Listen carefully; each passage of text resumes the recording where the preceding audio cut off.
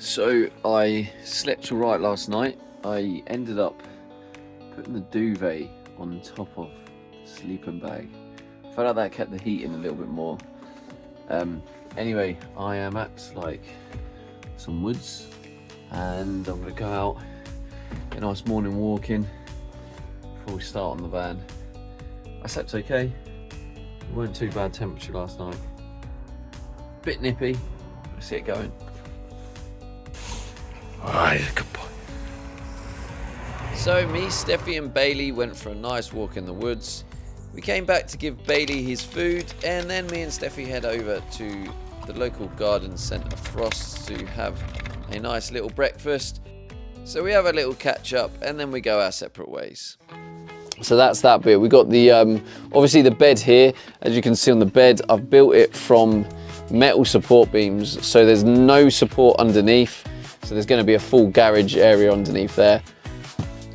And then you've got, what I've done here is I've created indents to get as much of the room as possible to be able to stretch out fully. And then here, this is going to be the kitchen area. There's, again, I've created, I've got a little, this one's the kitchen window, so I've made this one a little slide door. It's quite stiff to open, but obviously you can let in some fresh air.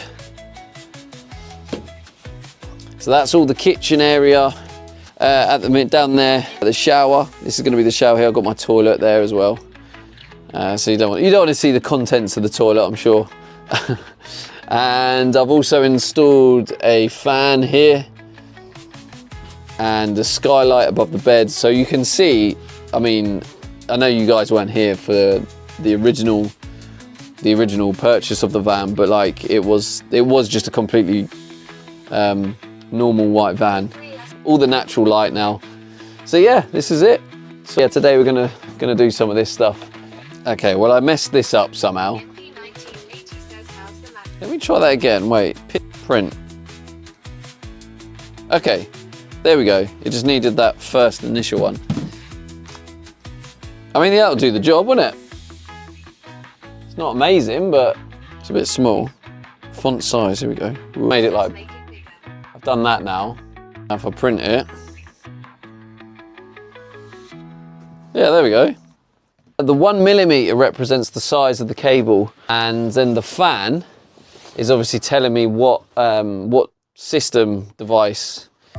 So now I've put my new toy to the test, my new label machine.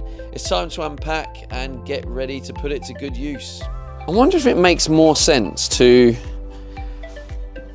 have it on two side by side, so when you wrap it around the cable, it's viewable from both sides. Maybe that's the play. Yeah, I'm gonna try that. Let's try that. So put it on the screen like that. So now when I print it, it looks like it'll work. Nice. 1mm fan, 1mm fan. Yeah, we'll go with that.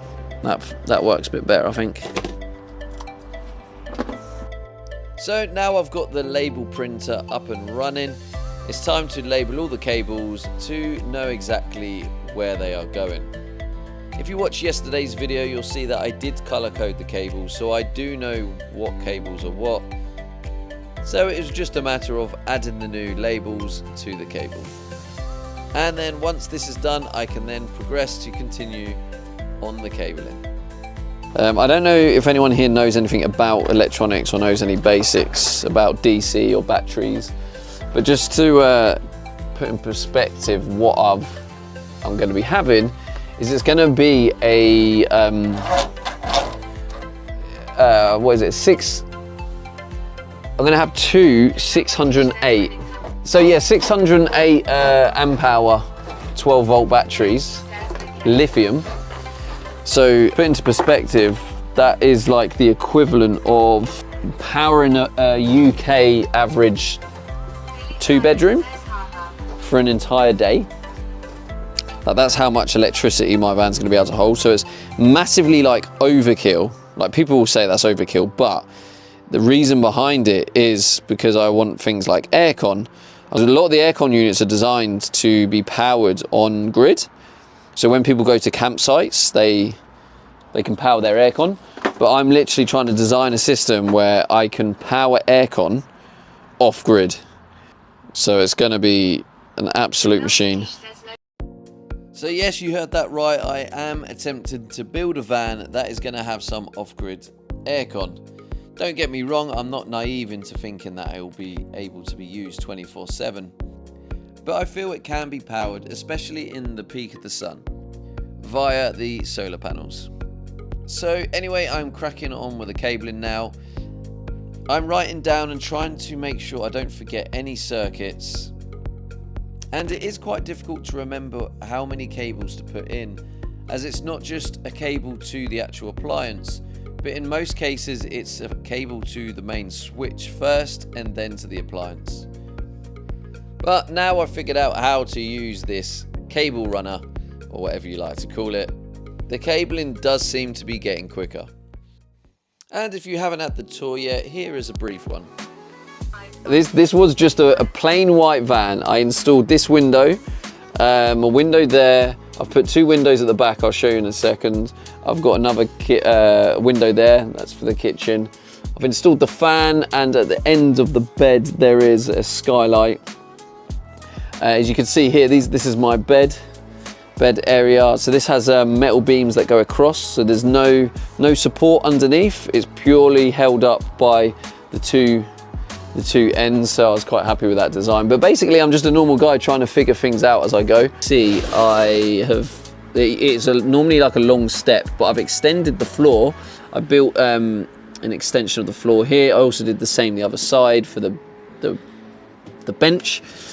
On the end of the bed here, this is the kitchen. I've got a nice little window put above the kitchen. That's going to be a windowsill, and then yeah, we're back up to here, and then back to the shower. So yeah, that's roughly the tour. So hopefully you enjoyed that quick tour. Now back to the electrics. So there's 3 cable sizes that I'm using on the DC side. One is 0.5mm, one is 1mm, and one is 1.5mm cable. I did a rough plan based on the rating of the appliance, so I could buy the right amount of cable. I definitely went overkill on the cable, but hopefully I'll have more than enough, especially with some of the mistakes I made on some of the ratings when planning.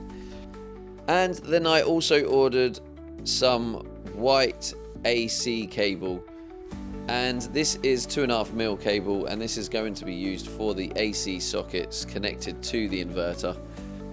So as for the AC sockets, I think I'm probably going to have 4. You get 2 sockets on the inverter, so I'll probably have 2 off each socket of the inverter. I will probably daisy chain off each one. It's not good practice to daisy chain more than once, but I think just doing it once on a low appliance should be fine. So let me know in the comments below with all your thoughts on this. Now I'm going to show you a bit more of a close-up of what I've done so far. So here I've got the AC cable for the standard power socket. We've got all the DC cables running through a separate conduit. We've got each one labelled. I've labelled each cable with its label. They run through there, up there, along there, and then down, and then you see them all arriving here. This is where all the electric's going to be. So as you can see, I've labelled it here. So what this is for the 1mm LED circuit 2 and 3. The 1mm pump, that is for the water pump. Got USB coming in here. This is going to be a windowsill, and then we've got another socket. This socket's going to probably be here, just above the table. And we've got some cables over there. Cable for up in the little shelves indent. There's going to be some reading lights. And up here you've got the skylight, which has its own LED on it. So I hope you enjoyed today's video. So I now can rebuild my bed, pack up, and head to my place to sleep. Thank you again for watching. I appreciate you guys, and I'll see you in tomorrow's video. Peace out.